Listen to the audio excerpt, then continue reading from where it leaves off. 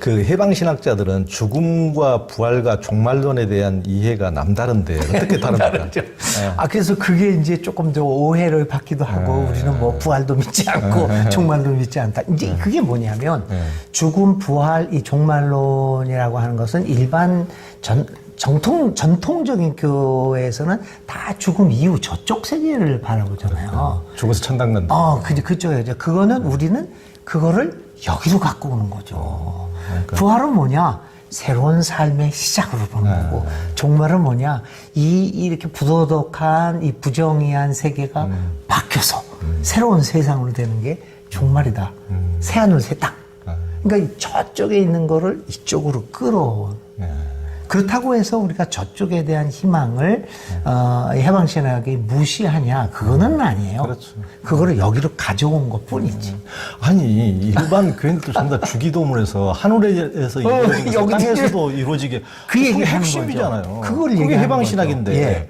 그걸 가지고 그래서 우리는 부활을 믿지 않는다. 왜 안 믿습니까? 믿습니다. 그거 없으면은 신앙인이 아니죠. 그렇지만 그 부활에 대한 해석이 오늘 이 땅 위에서 이루어지는 부활. 그러니까 네, 그런 것들을 얘기하는 거예요. 그러니까 살아서는 뭐 자기들은 호의호식 하면서 가난한 사람들에 대해서 또 억압받고 고통받는 사람들에 대해서 니들이 잠자코 가만히 있고 내세나 그를 위해서 잠자코 숨죽이고 있어라 그런 식으로 강요하고 자기들은 오히려 현세에서 엄청나게 떵떵거리고 그렇죠. 뭘 누리고 살면서 그러니까 이중적이고 부도덕하는 그런 삶이 정말 그런 삶이 천국에 갈 것인가? 그런 분들은 천국에 갈 자신이 없어서 또 저기 이제 이렇게 써놓겠죠. 천국에 가신 누구 환성 예배를 로메로 주교님 같은 분은 너무 감동을 주잖아요. 나는 진짜요. 그러니까 진짜 목숨도 내놓고 그런 박해받는 사람들을 위해서 이렇게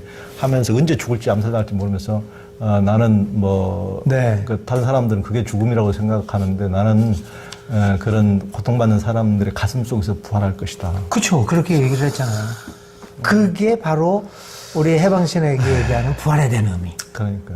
오히려 그것이 우리들에게 희망을 주는 부활이지, 언제 죽어서 이렇게 나는, 그건 희망 고문이 아니에요? 그러니까. 어떻게 보면 희망 고문. 그렇게 제일 앞장서신 그 목사들은 절대 죽기를 원하지 않더라고요. 그런 분들이 제일 병 걸리면은 줄기세포도 엄청나게 그냥 서울 장안에 다 알아요. 다 돈인데. 그러니까 엄청 다른 사람들, 서민들은 꿈도 못 펴는 꿈도 못 꾸는 줄기세포 해가지고 막 수십억을 들여서 그러니까. 그런 우리나라에서 제일 유명하신 목사님들이 주로 부활이 있는데 왜 그 돈까지 들어가면서 연장시키는 겉다르고 속다르고 자기 주장하는 바하고 너무 삶이 다르니까 그러면서 그거 가지고 이렇게 돈을 써가지고 생명 연장하고 이게 모순이죠. 너무 안타까워요. 그 해방신학은 성서 읽기도 좀 많이 다르잖아요. 많이 다르죠. 그게 어떻게 네. 다릅니까? 성서 읽기는 이제 항상 가장 낮은 자의 위치에서 성서를 읽어가요. 예를 들면요. 과부의 헌금이 있어요. 2렙돈. 그럼 2렙돈을 다 바쳤죠. 예. 전 재산을. 예. 그러면 높은 사람 데서 있는 사람은 뭐냐면 너희들도 과부가 바친 것처럼 전 재산 또 다 바쳐라 이래요. 해방신은 그렇게 안 보는 거죠. 그 가난한 가부의 입장에서 뭐라고 얘기하냐면 과부는 근데 돈이 그것밖에 없으면서도 전 재산을 바쳤을까? 나라면 안 바칠 텐데 과부는 왜 바쳤지? 과부의 입장에서 기득권층에서는 무조건 바치니까 좋죠. 근데 가장 가난한 과부의 입장에서는 왜 바쳤을까? 그러니까 거기서 발견한 게 뭐냐면 과부의 바치겠다 안 바치겠다는 의사와는 달리 바치지 않으면 안 되는 종교적 구조가 있었구나. 성전세.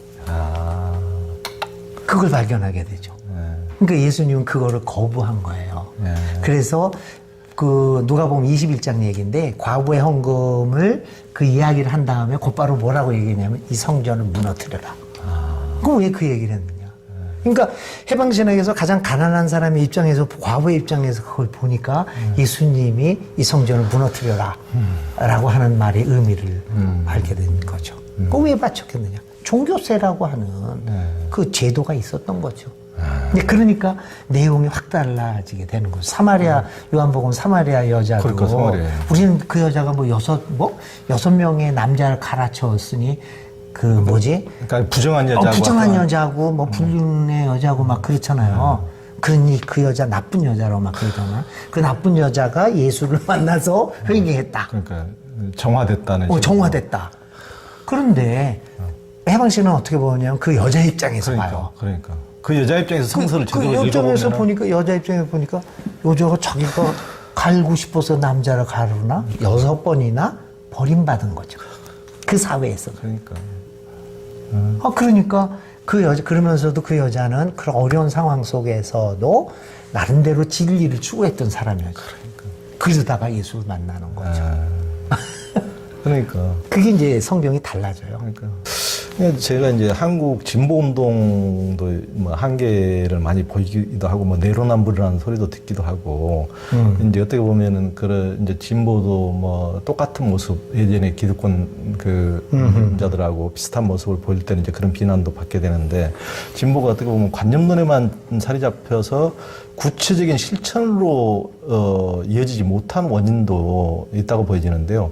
진보 운동이 어떻게 해야 좀 제대로 될 수 있을까요? 근데 이제 해방신학자 얘기를 한번 해보면요. 그렇게 우리가 저항을 하고 한 거를 해서 진보 운동을 해서 정권이 바뀌잖아요.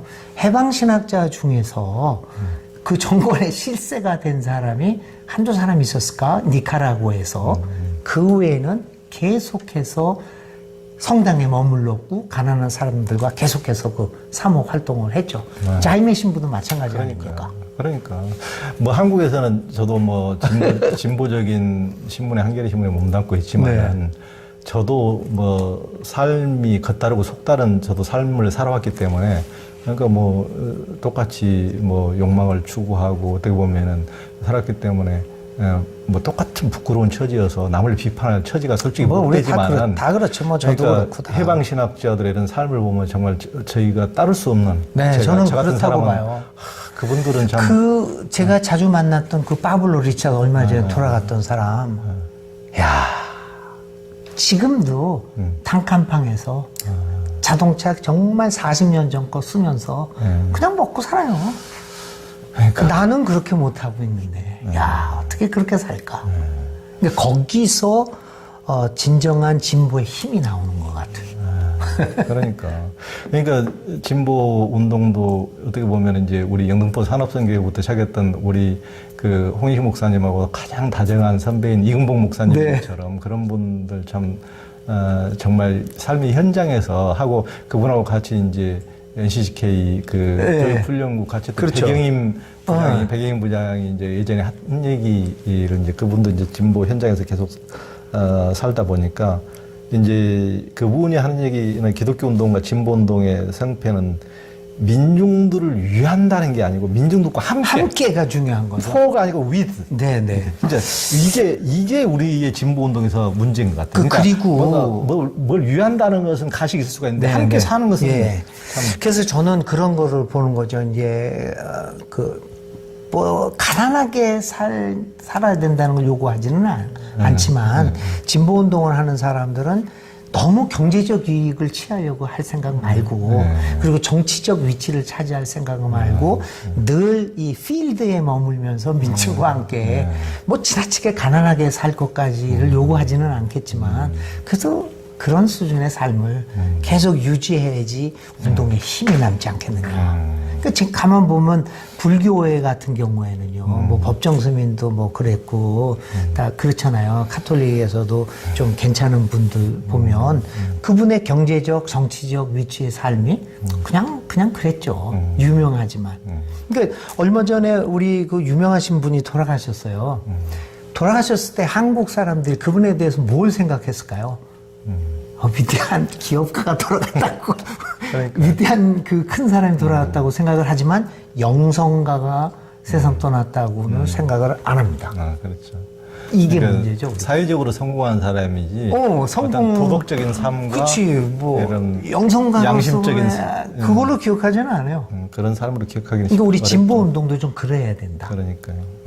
그게. 그러니까 참 그런 백영인 부장이 얘기했다시피 민중들을 위한다는 어떤 맹벌 네. 내세울 것이 아니고 함께하는 현장성의 회복 여부로 근데 그게 중요한 그것이 것 이제 같아요. 진보 운동의 성패가 거기서 갈라진다고 예리하게 했듯이 실은 그 가난한 사람들의 약자들을 우리가 도와주고 뭘 막 해야 될 대상화시키지 않고 네, 맞아요. 그들이 주체적으로 그들의 삶을 우리 역사의 주체가 되도록 도와주는 게 중요한데 그런 것을 펴신 분이 교육가가 프레일이잖아요. 네네, 그렇죠. 프레일의 교육이 이제 우리 한국에서도 어떤 이제 그런 교육을 엄청나게 바뀌는데 프레일의 교육관이 엄청나게 큰 영향을 미쳤는데 그분은 이제 실은 니체 같은 사람도 기독교를 가축의 종교라고 그러니까 네네, 맞아요. 그러니까 대상화시켜서 그냥 한 말도 니들 비판도 하지 말고 똑같이 나를 따르라 오직 가축화시키는 이성 거죠. 운동 네, 판단도 하지 맞아요. 말고 그냥 그러니까 그들이 주체적인 신앙인이 돼서 자유의지대로 뭔가를 이렇게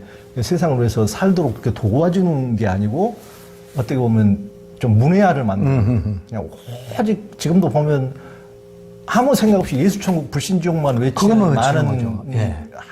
아무 맞아요. 어떻게 보면 문외화 같은 느낌 그러니까 아무 판단력이 없는 그런 사실 근데 종교는 각성인데. 그러니까요.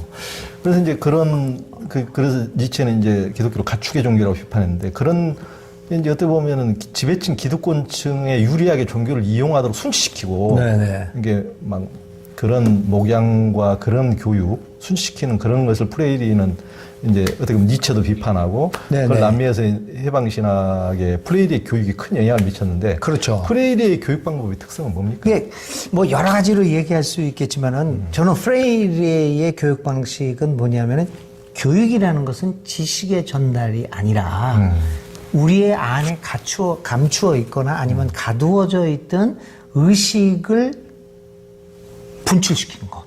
끌어내는 것. 은행식으로 이렇게 하나하나 집어넣는 게 아니라 여기에 감추어있던 것들을 이렇게 끄집어내서 의식을 되찾게 하는 것. 근데 그게 굉장히 중요한 것이죠. 그러니까, 지금도 우리가 정치계에서도 알지만은, 좋은 관악에 있는 그 학교를 나와요. 근데 어떻게 저렇게 정치를 할까? 그 의식이 안 되고 지식만 가지고 있었던 그 안에 있던 정의, 평화, 생명에 대한 의식들을 분출시키는 게 그게 굉장히 중요한데 프레이리는 바로 그걸 보면 이제 뭐 의식화 교육의 처음이죠. 근데 그런 의식을 깨우치는 교육의 특징이 있다. 근데 그런 것을 해방신학이 영향을 받은 거죠. 그래서 신앙을 깨우침으로 본 거예요. 의식화라고 본 거죠. 근데 그걸 싫어해요. 그렇죠. 사실 우리들도 태어나는 걸 싫어하는 대화하다 보면 너무 후배라든지 학생이 너무 똑똑해서 바른 소리 하면 선생으로서 사실 어떤 때는 좀 그래. 그러니까 진짜 그러려면은 선생이 진짜 선생이나 깨어져 있어요. 목사가 깨어나고 네. 호세 미게스 보니노처럼 그러니까 목사님이 뭘 해도 꾸준하기보다 좋은 네 제안이고 맞다. 좋은 제안이라고 이렇게 키워줬다면서요. 그런 거죠. 그러니까 점점 발전하게 되는 거. 근데 조 기자님 예수님도요 배우는 분이었어요. 그러니까 자기가 해서 뭐 예를 들면은 그 수로보니게 여인하고 대화를 나눠요. 자기 딸을 고쳐달라니까 예수님이 이 자식의 밥을 개에게 주지는 않는다. 그 거절을 해요. 그러니까 이 여인이 도발을 합니다. 뭐라고 그러냐면은 개도 주인의 밥상에서 떨어지는 것을 받아 먹지 않습니까? 도발하는 거죠. 그 의식이 돼 있는 여자. 예수님 얼마나 큰 스승입니까? 맞다. 그러면서 병을 고쳐주잖아요. 저는 그 순간을 예수님의 교육자로서 위대한 순간이라고 봐요. 왜냐면 자기가 생각 못했던 걸 이 여자가 하찮은 여자가 도발을 하는,데 거기서 깨닫고 맞다, 네 말이 맞다. 그러니까 꼰대처럼 무조건 짓누르려고 하는 그것과 달리 열려있으니까 예수님. 예수님 그랬단 말이에요. 그러니까 뭐 공자님도 보면은 거기 농부한테 배우잖아요. 그렇죠. 그러니까 참 이게 그러니까 프레이리의 그 위대함은 바로 그런 것들이었던 것 같아요. 우리 기독교도 그런 면에서 깨어 있어야 돼요. 다른 이야기들, 성소수자에 관한 이야기도 그렇죠. 뭐 틀에 박혀서 이건 죄다. 어떻게 그렇게 함부로 얘기할 수 있을까, 사람에게. 그러니까 제가 이제 엘 까미난테에서 제 삶을 돌아보면서 느꼈던 것이 그런 깨우침의 과정, 그 삶의 여러 단계에서 그런 깨우침이 있었던 것들을 써놨던 거죠. 지금도 깨우쳐가고. 그러니까. 그 홍 목사님은 이제 스페인 신학자의 이제 호세 마리아 이제 마르도네스가 쓴 우리 안에 이제 가짜 하나님 죽이기. 우리 안에 이거 진짜 정말. 이게 한국인들한테는 제일 필요한 제목인 것 같아요. 이거 우리 안에 가짜. 근데 많이 안 팔렸어요. 진짜 왜 이런 책을 안 보냐고. 이런 책을 봐야 한국 교회가 좀 깨어날 텐데.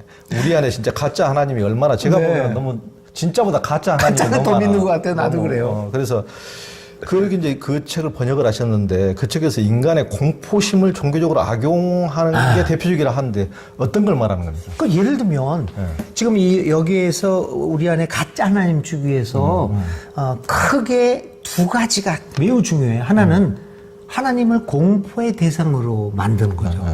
벌 주는 하나님, 꾸중하는 하나님. 그러니까 두려워하는 하나님을 보는 거죠. 무서운 하나님. 근데 하나님은 무서운 하나님이 아니에요. 지금 사랑과 뭐 심판의 하나님이 균형을 이루었다 그러는데 사실 그건 가짜예요. 물론 심판의 그 측면도 있지만 심판의 측면은 정말 작아요. 사랑의 하나님. 사랑하기 때문에 믿어야 되는데 우리는 무서워서 믿어요. 그런 얘기 하잖아요. 독재자 박정희 시절에 우리가 범죄도 없었다. 진짜 없었나? 무서워서 그런 거지. 근데 그게 진짜 사람인가요? 그러니까 이 가짜 하나님, 공포의 하나님이, 그러니까 목사들이나 교회에서 퍼져나가는 복음 중에서 하나님을 뭐 무서워해라. 이건 진짜 나는 가짜라고 봐요, 이거. 진짜 하나님은 가짜, 그 사랑의 하나님인데. 그러니까 그 사랑의 하나님이 설파되면 요즘 우리가 있는 여러 가지 혐오적인 모습들이 사실은 없어져. 성소수자들 사랑스럽게 보는 거지, 뭘.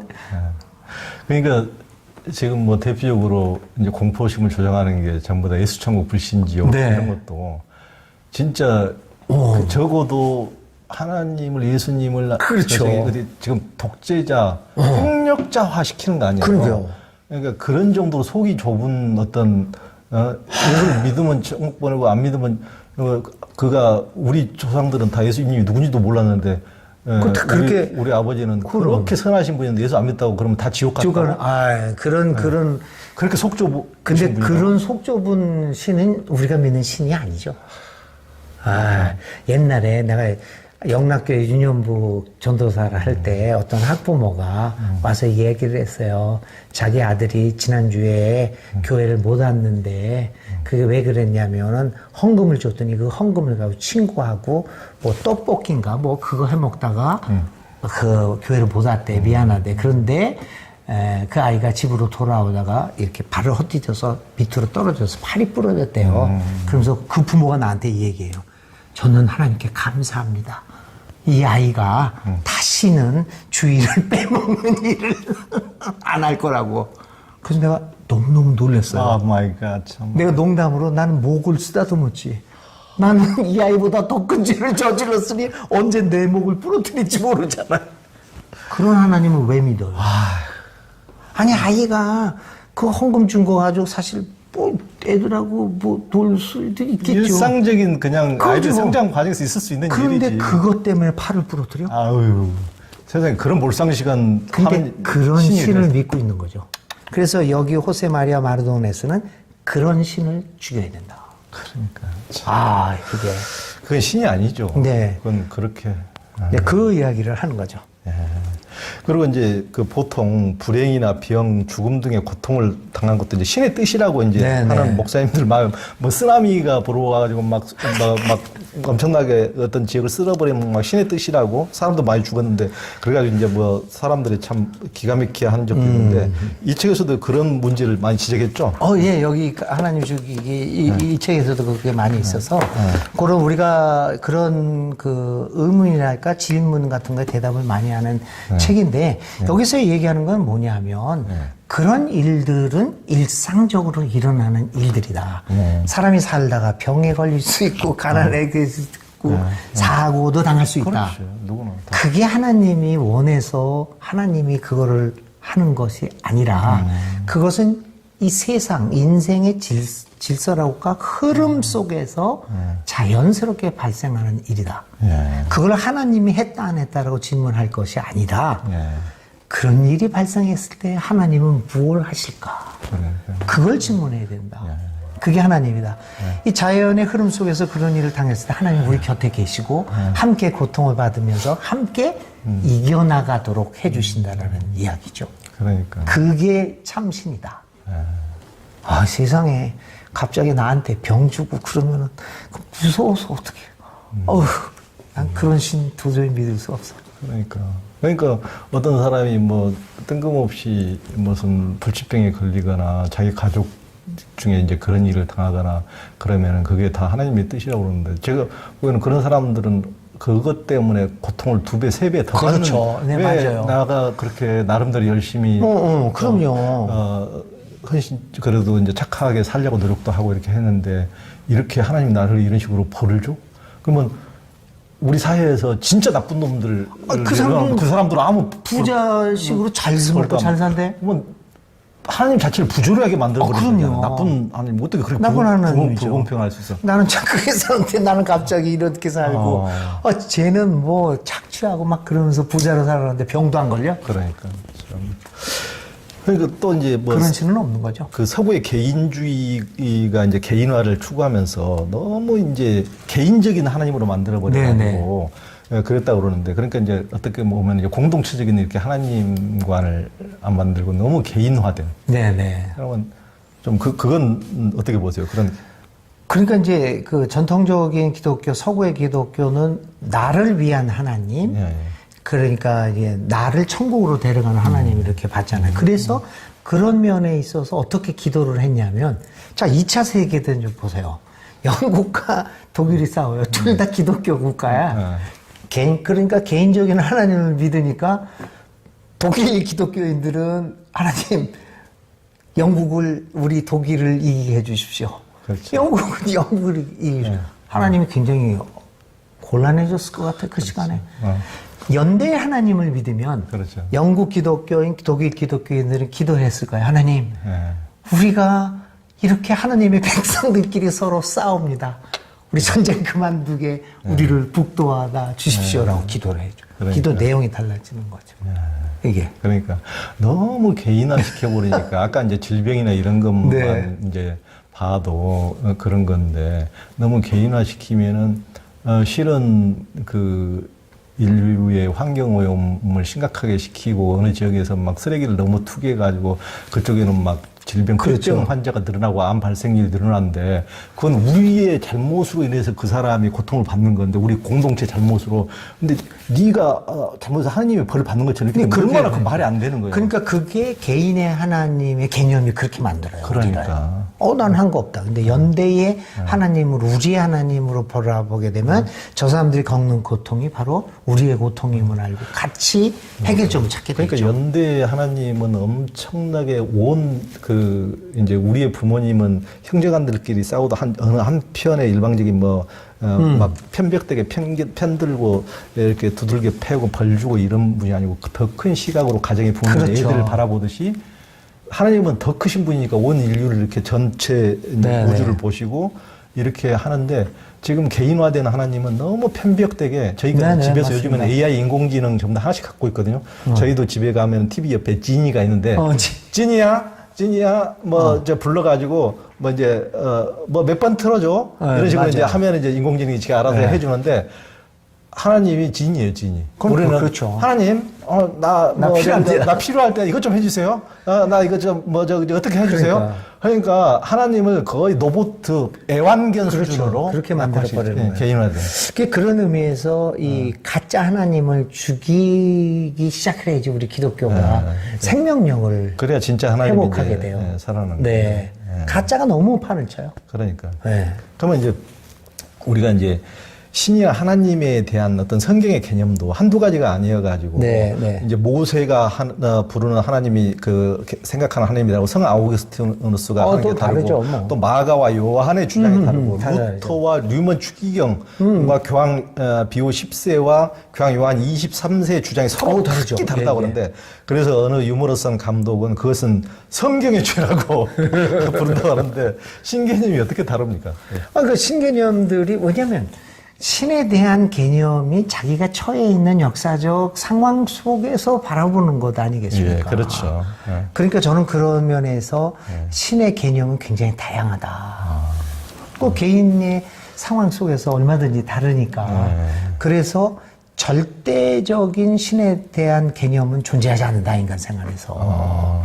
우리는 장님이 코끼리 만지기 시기에 예. 신의 생각이다. 그래서 이것만이 옳다라고 얘기하는 거는 정말 지독한 잘못을 저지르는 것. 그래서 그런 의미에서 저는 그거를 좀 어려운 말로, 어려운 말은 아니지만 상대적 절대성이다. 내가 믿는 건 이거지만 예. 절대적이라고 믿고 있지만 절대적 절대가 아니라 그러니까. 상대적 절대다. 그렇죠. 코끼리 한쪽만 만지고 이게 코끼리라고 서로 얘기하면 맹인들끼리 똑같은 싸우는 거죠. 거하고 똑같은 거죠. 우리가 하나님을 다 하려고 하는 것만큼 그 자체로 가장 오만한 거죠. 오만한 것이 교만한 없죠. 것이죠. 그래서 이 사람이 하나님께서 이렇게 얘기하면 나는 그런 면도 있구나라는 태도를 보여야겠죠. 그러니까요. 그런 것 같아요. 그러니까 카톨릭이 생각하는 하나님이 그렇게 다르고 개신교가 생각하는 하나님이 그렇죠. 그렇게 다르고 각 교단마다 또 각기 다른데 그러면 그럼요. 하나님이 뭐 100명이야 1000명이야 10,000명이야 그러니까 한 분뿐이야. 자기의 가짜 하나님을 다 죽여야 원자 그래야지 원래 드러나는 건데 그렇죠. 다 편견에 갇힌 그것으로만 서로 주장하니까 맞습니다. 예. 천개 만개 하나님이 생기는 거죠. 지금. 그렇죠. 그리고 서로 싸우고. 그러니까 그걸로 인해서. 같은 교회 안에서도 그런 식으로 네, 싸우고 네. 그게 겸허하게 나는 모른다. 네. 하나님께서 차라리 이분이 제가 보면 제일 나은 것 같아요. 그렇죠.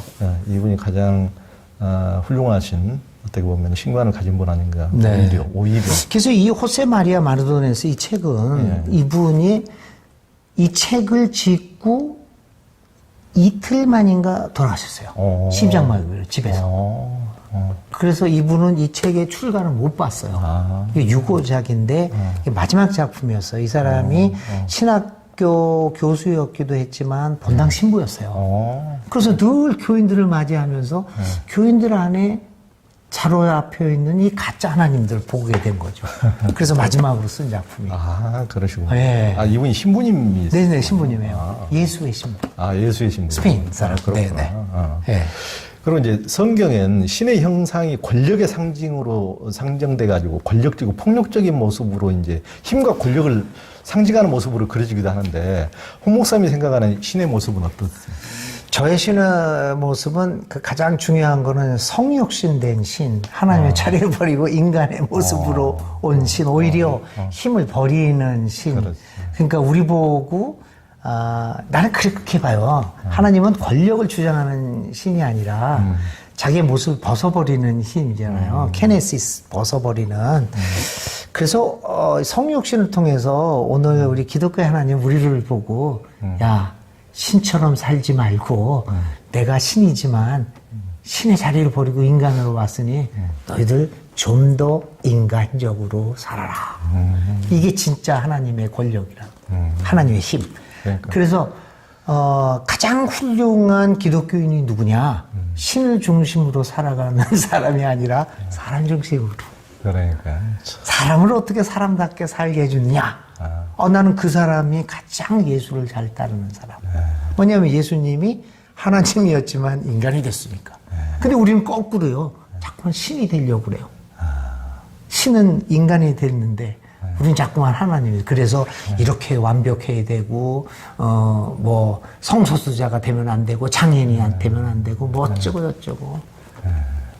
저도 계속 완벽한 신처럼 되라고 그랬잖아요. 제가 엘카미난 때에서도 제 어렸을 때 이야기를 이렇게 했잖아요.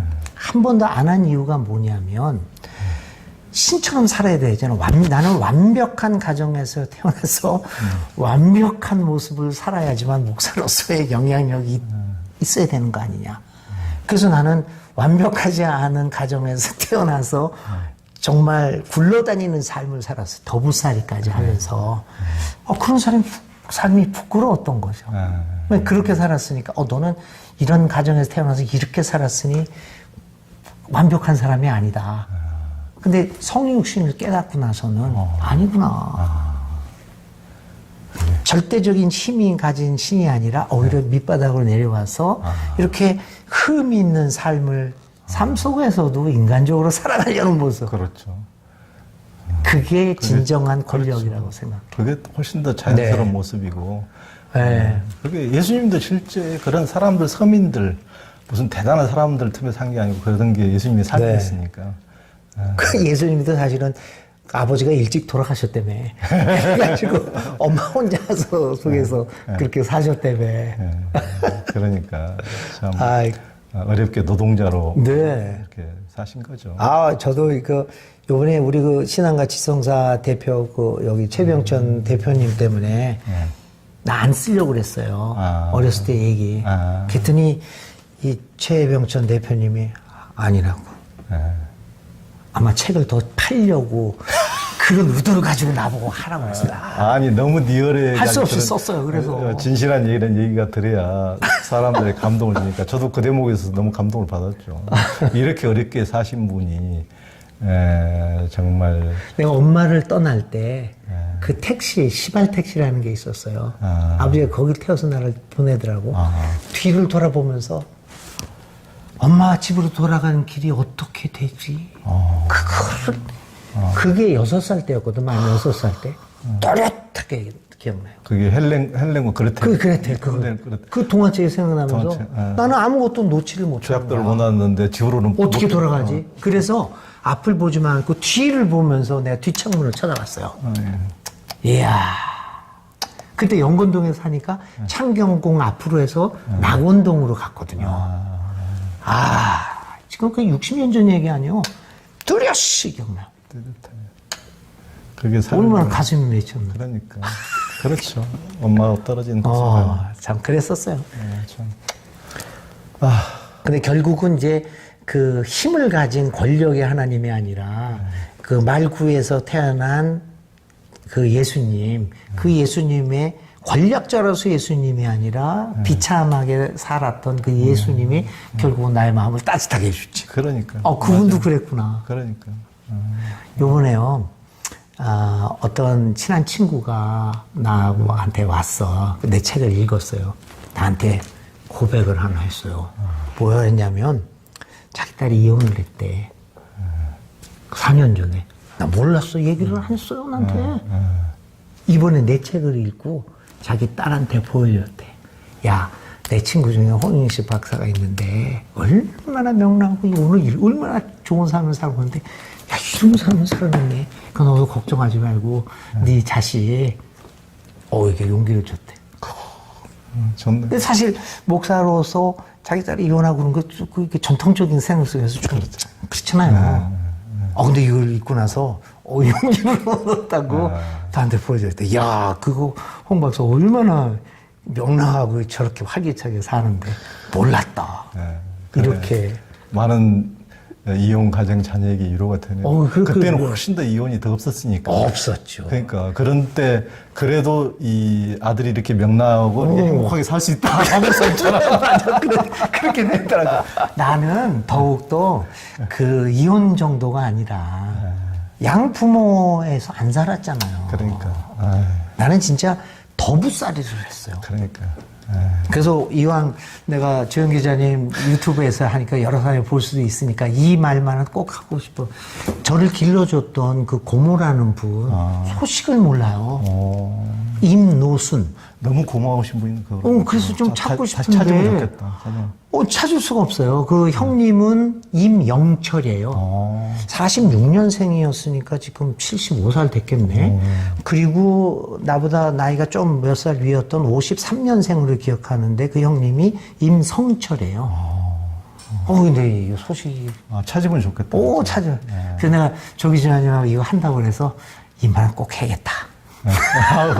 찾을 겁니다. 영등포는 물레동에서 살았었어요. 댓글로 남겨주고 연락 주세요. 홍 목사님 그때 이제 스승인 미게스 보니노의 아들인 아르헨티나 개신교 지도자의 그때 그분 이름이 뭐였죠? 네스토르 미게스. 네스토르 미게스. 네. 이제 그분 우리가 만났을 때 이제 그분이 이제 그 남미의 이제 종교 현황에 대해서 이제 그쵸. 좀 말씀을 많이 해주셨는데 그 이제 그 남미가 스페인 정복 시대 이전에 토착 인디오들의 영성과 카톨릭 영성이 이렇게 혼재돼 있다. 남미라는 나라 곳은. 그래서 이제 아르헨티나의 카톨릭은 이제 40년 전엔 카톨릭이 전 인구가 98%가 그렇죠. 됐는데 네, 그렇죠. 그때 당시 우리가 이제 2014년에 그분 뵀을 때 카톨릭이 75%로 줄었고 그중 대부분이 냉담자고 15%만이 성당에 네, 간다. 맞습니다. 그렇게 네. 그래서 이제 완전히 그 종교가 굉장히 격변하고 있던데 네, 그 친구가 네. 이제 새롭게 부흥하고 네, 네. 완전히 남미는 이제 다 카톨릭이었는데 그래서 이제 개신교 신자가 계속 급증해서 브라질이 25%나 되고 또 네. 아르헨티나에 10%에 이르렀고 그렇죠. 과테말라는 40%까지 40% 넘었죠. 그리고 그렇게. 개신교 목사가 대통령이 되기도 했고. 그러니까 엄청나게. 네. 그러니까 전 세계 카톨릭 인구의 절반이 남미라는데. 그렇죠. 남미에서 이제 카톨릭이 퇴조하니까 그걸 보면은 카톨릭의 어떤 그 전략이라는 것은 대단히 그 사람들은 세계의 어떤 헤게모니를 놓지 않는 그러니까 일반은 저 신자 수녀님들은 하고 상관없이 이제 어떻게 보면 로마 교황청은 세계를 지배한 로마의 어떤 로마는 망했지만은 정신적으로는 종교적으로는 로마 교황청을 통해서 계속 어떤 세계 전략을 이어주고 있으니까 그러니까 카톨릭이 위기에 내몰리니까 남미 출신을 최초로 교황으로 내세워서 그것을 반전을 꾀하는 것은 굉장히 전략적이라고. 네, 저도 그렇게 봐요. 엄청난 전략. 예. 보이더라고요. 그러니까 이제 프란시스코 고향이 들어섰잖아요. 예.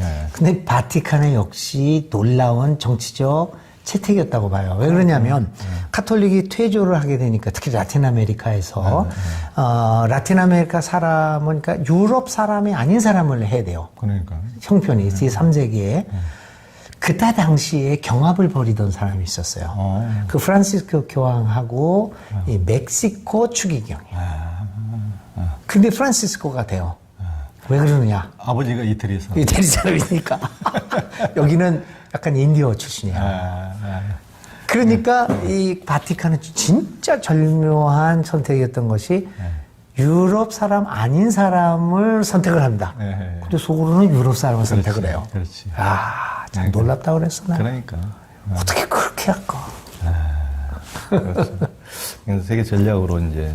네, 맞습니다. 그러니까 남미에서 이제 개신교 중에서도 지금 성령운동, 신은사운동, 한국의 순복음교회 같은 오순절 계통의 교인 수가 엄청나게 급증하고 있다는데 어떤 원인 때문에 그럴까요? 그 개신교의 거의 85% 이상이 그 오순절 운동이라고 생각을 해요. 근데 여러 가지 원인이 있지만, 라틴 아메리카 사람들의 심성에, 그러니까 열광적이고, 감정적이고, 감성적인 그런 이모셔널한 데에 이렇게 적합했다라는 것도 보게 되고, 두 번째는 내용이 뭐냐면 조영기 목사가 했던 것처럼 번영의 신학이에요. 그렇죠.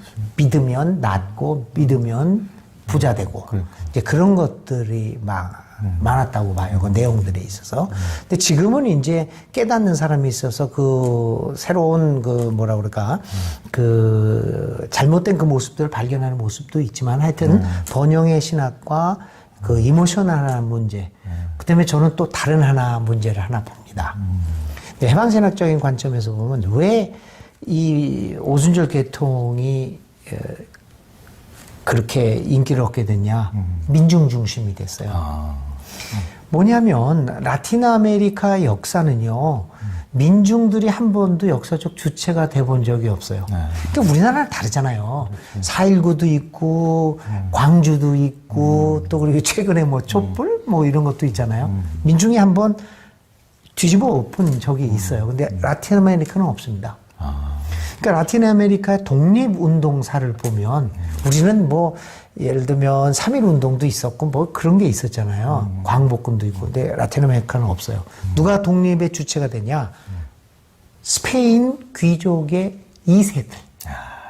그 사람들이. 그러니까 그 백인이 백인을 쫓아낸 거잖아요. 그렇게 된 거죠. 산 마르틴도 그거 다 그 스페인 2세잖아요, 다. 그들이 그들을 그래 되고 우리하고는 달라요. 우리는 박근혜 정부도 몰아내 봤잖아요. 근데 그런 경험이 없어요, 한 번도. 해방신학도 마찬가지죠. 거의 다가 미안한 얘기지만 백인들이에요. 그렇지. 거의 해방신학에 유명한 레오나르도 보프 얼마나 해방. 구스타보 구티에레스는 조금 토착민 비슷하지만 우리 제 선생님이었던 미게스 포니도 보셨잖아요. 백인. 완전히 백인이죠. 네스tor 미게스 완전히 백인이죠. 그러니까 주로 엘리트 중심으로 했는데 그 엘리트들이 현장으로 내려간 것 뿐이죠. 그래서 해방신학도 그걸 문제 좀 삼고 있어요. 그러니까 해방신학을 하는 교회들이 민중이 주체가 된 적이 별로 없는 거죠. 그런데 오순절 계통은요, 민중이 주체가 돼요. 왜 그러냐? 하나님이 직접 계시를 내렸다는 거야. 그러니까 아무런 신학적 훈련도 받지 않고 자기가 목사가 되고, 교회를 하면 10,000명이 모이는 거죠. 그리고 어느 날 누가 자기가 하나님의 음성을 들었다고 탁 예언을 하는 거야. 그러니까 급속도래요. 그런 면에서는 민중이 주체가 되는 첫 번째 운동이었다라는 평가도 내릴 수 있습니다. 결국은 이제 그 민중이 결국은 지도자에 의해서 이용당하는 현상들이 있죠. 그러니까. 그래서 그 교회들이 그 교회 목사들이 얼마나 부자예요. 그러니까. 마이애미에 별장 몇 개씩 갖고 있고 고급 승용차 타고 헬기 타고 다니고. 근데 그런 면들이 좀 그래서 성장한 그 느낌도 좀 있어요. 그러니까 민중 진짜 이제 민중이 어떤 역사의 주체로 이제 민중 운동이 그렇게 된다면 그게 또 바람직한 것이지만은 이제 또 겉다르고 속다 또 인간의 욕망이 또 그 성직자들에게 또 그것을 또 민중을 이용하니까 민중의 그런 속성을 이용하고 지금 오순절 라틴 아메리카 오순절 계통의 교회가 민중의 주체 현상적으로 민중의 주체가 됐는데 결국에는 또 민중이 욕망에 의해서 호도되고 왜곡돼서 몇몇 지도자들만 돈을 버는. 그러니까 그런 안타까운 또 그런 게 있죠.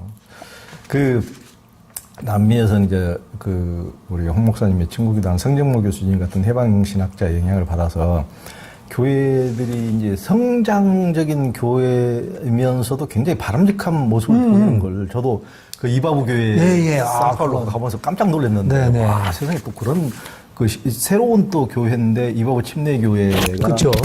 그렇게 되는 거고 그 교회에 좀 소개를 해주세요. 그 교회의 목사가 사실은 오순절 계통의 사람이죠. 그 사람? 네네. 그 침례교회 좀 오순절 계통의 영향을 받은 사람인데 희한하게 석사 공부를 성정모 교수한테 한 거죠. 그러면서 거기서 해방신학과 경제의 문제, 경제 정의의 문제 이런 것들을 공부를 해서 신앙이 바뀌게 된 거죠. 그러면서도 목회적인 영향력을 계속 가지게 되면서 교회가 굉장히 5,000명, 10,000명으로 성장하게 되었어요. 근데 그 사람은 그 성정모 교수의 영향을 받아서 자기들의 축적된 것을 개인 구원이 아닌 사회 구원 쪽으로도 발전을 했잖아요. 그래서 사랑은 정의가 이룬다 그런 구호도 내놓고. 그래서 아주 좀 건설적인 교회가 된 것 같아요. 그것을 조금 그리고 사실은요 그 교회가 대형 교회에 있으면서도 정부에 대해 비판적인 발언들을 하고 예언자적인. 그러니까 우리 한국 교회는 대형 교회가 있어요. 그 대형 교회들이 좋은 일을 많이 합니다. 사회적 선교. 근데 결코 이 사회 정의에 대해서는 별로 발언을 안 하죠. 이 교회는 좀 달랐던 것 같아요. 그러니까 그 이바부 교회 그 기리치 목사 그게 뭐 한 10가지도 내세우는 게 있던데 현장에 길이 있다 그러면서 현장 젊은 시절 인디오나 아프리카인들 속에서 들어가서 이제 뭐 그런 식으로 사역도 하고 약자를 죽음으로 내몰지 않는 하나님 나라를 세워라. 그러니까 그게 이제 사회 정의 그 굉장히 중요한 사회적 개념들을 많이 이렇게 도입을 하고 있죠. 예. 그리고 이제 교회를 싫어하는 사람들이 교회를 세우라. 그러니까 새벽마다 교회에 나오라고 시도 때도 없이 교회에서 나와서 살라고 그렇게 그런 걸 하지 말고 교회에 사는 것이 신앙인의 자세가 아니라면서 교회는 일주일에 한 번만 나오라고 그러고 현장 속에 들어가서 그렇죠. 그렇게 그런 식으로 굉장히 이제 어떤 새로 열린 목회관. 그러니까 교회 안에 머물지 말고 사람들 안에 머물라. 그렇죠. 네, 사실 그거 이제 일주일에 한 번 모이고 세상 속으로 들어가라라고 하는 그 영향력이요. 저한테도 미쳤어요, 그때. 그래서 순천에 조그만 교회가 하나 설립이 됐는데 그 교회의 모토가 그거예요. 일주일에 한 번 모이고 교인들은 나가서 일하라. 그러니까.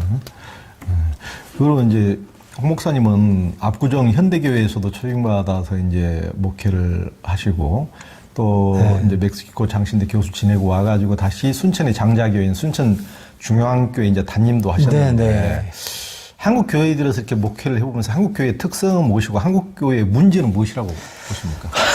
문제가 여러 가지 많은데 저는 이제 한국 교회의 가장 큰 문제가 뭐냐면 너무 교리적이다.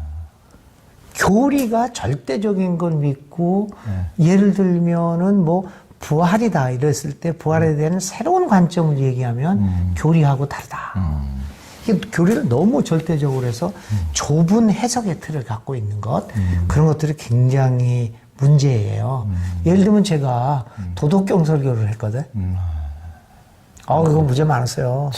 근데 저는 왜 도덕경을 했냐면 도덕경에서 좋은 인사이트를 많이 받았어요. 그러니까 저는 이런 표현을 해요. 성경은 교과서고 도덕경은 참고서다.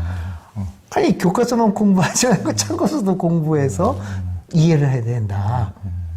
아니 그게 이해가 안 되는 거죠. 왜냐하면 교리라고 하는 이 좁은 해석의 틀 가운데 있으니까 어떻게 왜 도덕경 가지고 이 얘기를 하느냐. 성경 이야기가 많은데. 이제 그런 면에서 가장 그 큰 문제가 돼 있어서 그 해석의 틀을 어떻게 넓히느냐 이게 가장 큰 문제예요. 두 번째 문제는 정치적인 문제예요. 특히 장로교 같은 경우에는 당회예요.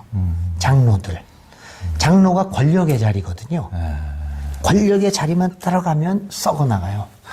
그래서 어떤 제가 경험한 건 뭐냐면 한 목사가요 교인들한테 신뢰를 못 받아요. 그런데 당회가 지지를 해요. 그 목사는 그 교회에서 목회가 가능해요. 근데 교인들이 다 존경해요. 당회에 그것도 몇 사람한테 신뢰를 못 받으면 그 목사는 그 교회에서 목회가 불가능해요. 이게 정치 정책의 모순이죠. 그러니까 악화가 양화를 구축하는 그래서 이것을 민주적으로 정말 청년 대표, 여성 대표 이런 거를 하고 장로가 교인의 대표라고 그러는데 30년 전에 뽑힌 사람이 아직도 대표해? 대표할 사람들은 변했는데 그러니까 그것들이 순환 구조로 가지 않으면 진정한 대표가 되지 않으면 한국 교회는 변화가 안 돼요. 너무 한국 교회의 어떤 흐르지 못하고 고여있는 물의 가장 큰 원인 중에 하나네요. 하여튼 그 당회 세상은 다 민주화되는데 안 되는데요. 그렇죠. 그 당회만 민주화가 안 되네요. 안 돼요. 딱 한번 되면 그 영원한 그렇죠. 주교하고 똑같네요. 한 번 되면 영원한. 그래서 제가 농담으로 우리 그 청년 제자들이나 후배들 목사한테 그렇게 얘기해라. 여러분들이 목회할 때 장로를 뽑을 때 되도록이면 65세 이상 된 사람들이 장로가 되는 게 바람직하다. 나보고 그래요. 목사님, 젊은 사람들이 돼야지 교회가 젊어지지 않습니까? 나도 그런 줄 알았는데 끝판에 가서 아니라는 걸 깨달았다. 40살의 장로가 젊은 나이에 장로가 되면 40살의 권력의 자리에 들어서는 거다. 그러면 은퇴할 때까지 30년 동안 권력을 행사할 거다. 얼마나 힘들겠냐? 그러니까 65세 이상이 되면 2, 3년 정도 되면 권력의 맛에 심취할 거다. 근데 은퇴한다. 그러니 힘을 발휘하지 못하고 은퇴한다. 이게 자조적인 얘기죠. 그러네. 슬픈 얘기죠. 그 목사님 이제 한국기독교교회협의 인권센터 이사장을 지금 맡고계시면서 차별금지법 폐지를 위해서 노력하시는데 한국교회가 차별금지법 반대 목을 매다는 이유가 뭡니까? 나도 모르겠어요. 아니 왜 매달아야 되니? 예수님은 원래 예수님이 차별 없이 사랑을 했는데 그게 예수님의 본정신인데 정반대로 아니 그리고 사마리아 여인하고 그 더러운 여인이라고 된 거 아니에요. 그 여자도 이렇게 가까이 그 여자가 주는 물도 마시고 그러니까 나는 왜 반대를 하는지를 진짜 이유를 모르겠어요. 성경적인 이유를 모르겠어요. 신학적인 이유도 모르겠어요. 막 정치적으로는 이유는 있을지는 모르겠어. 반대하면 안 돼요. 그러니까 반대하면 할수록 예수님의 정신으로부터 벌어지는 때. 그러니까 반대를 위한 반대고 정말 그걸로 지금 교회가 똘똘 뭉쳐가지고 그런데 얼마나 한국 교회가 예수님의 본정신과 그렇죠. 멀어지는 것을 보여주는 어떤 상징적인 것이 아닌가. 지금 이 차별금지법이 정말 예수의 정신이 뭐냐를 가늠하는 현실적인 기준 같아요. 정말 안타깝습니다. 우리 교단에서도 이번 총회에서요. 정말 창피한 일이 벌어졌어. 동성애는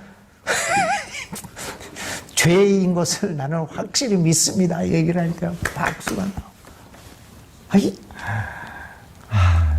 정말 한마디로 너무 창피해가지고 이게 왜 그런가? 왜 그렇게까지 해야 되는가? 이런 너무 창피스러운 얘기들이 많죠. 그 어떻게 되는지 뭐 특히 이제 성소수자 차별금지법보다는 성소수자에 대한 그거를 많이 얘기해요. 동성애. 그렇죠. 오직 그걸로 반대 명분을 삼는 거죠. 나한테도 질문을 많이 해요. 목사님 동성애를 지지합니까? 반대합니까? 그래서 나는 아니 지지하고 반대할 거가 뭡니까? 당신이 남자이건 여자이건 남자인 걸 지지합니까? 그걸 내가 어떻게 얘기하냐. 나는 내가 얘기할 수 있는 거는 나는 이성애자다. 그것밖에 난 얘기할 수가 없다. 저 사람은 동성을 좋아하는 사람이다. 그거 뭐. 근데 그거를 옹호나 지지를 하는 거야. 이건 예수님의 정신에 예수님은 그대로 있는 그대로 우리를 받아들이잖아요. 그래서 예수님을 믿고 오늘 저 같은 경우는 어렸을 때 정말 이렇게 더부살이 하면서 그런 생활을 했잖아요. 밑바닥에 있었어요. 사회는 나를 뭐 이런 가정에서 뭐 부모도 없이 자라난 어떻게 보면 뭐 어렸을 때 고아처럼 살았죠. 그렇게 사람이라고 이렇게 차별했겠지만 제가 어렸을 때부터 느꼈던 거는 하나님은 나를 그런 거 상관없이 품어주셨죠. 사실 차별금지법이요.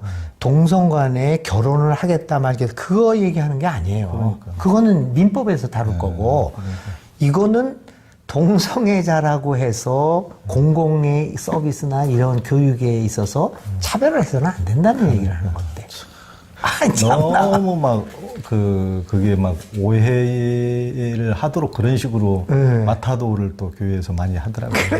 그러니까 아이고. 너무 그런 면은 좀 안타깝고 좀 답답합니다. 한국 교회의 어떤 앞날을 위해서도 그런 식으로 그러니까 예전에 우리가 뭐 천년전의 마녀 사냥을 지금 어떻게 그런 우스운 일이 일어났는지 그런 것을 비웃듯이 우리 이제 한국교회도 어떻게 보면은 앞으로 뭐 50년 뒤만 돼도 어떻게 한국교회가 그런 데 대해서 그렇게까지 그렇게 될 수밖에 없거든요. 시대의 흐름이나 그 역사에서 반드시 부끄러움을 당할 겁니다. 그러니까요. 그러니까 어느 분들이 가장 앞장섰고 이런 것들이 아마 50년 뒤에는 너무 역사에 그 부끄러운 기록으로 남을 겁니다. 그러니까요.